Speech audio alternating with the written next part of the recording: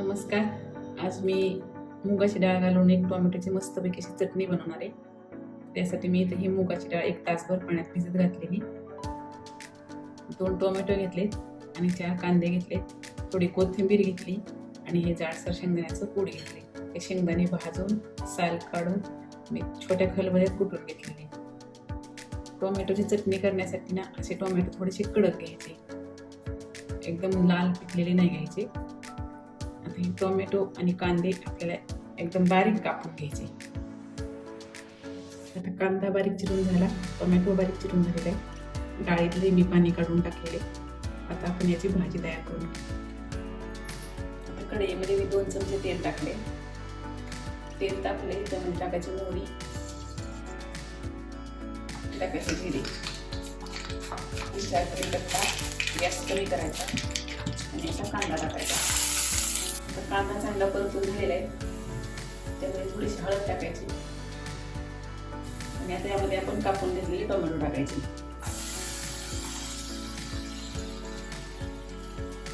Tomato कांद्यामध्ये परतून घ्यायचे व्यवस्थित. यामध्ये आपण भिजवलेली डाळ टाकायची. यामध्ये चवीनुसार मीठ टाकून घ्यायचं आणि हे सगळं डाळ, टोमॅटो, कांदा व्यवस्थित मिक्स करायचं आणि 2-3 मिनिटं याच्यावरती एक झाकण ठेवायचं. 2-3 मिनिटं झाली आता याचं झाकण काढायचं. तर यामध्ये मिरची पावडर टाकून घ्यायची, ती तुमच्या आवडीनुसार. टोमॅटो आंबट असतं त्याच्यामुळं या भाजीला थोडीशी मिरची पावडर जास्तच टाकायची. आणखी 2-3 मिनिटं झाकण ठेवायचं. आपण टोमॅटो कडक घेतलेली असते त्यामुळे झाकण ठेवल्यावर पटकन शिजतात. पुन्हा 3-4 मिनिटं शिजले टोमॅटोला.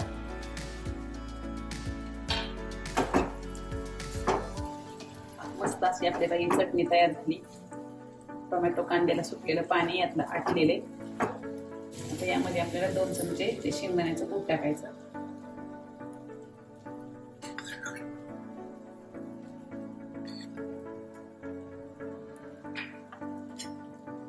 आणि कोथिंबीर.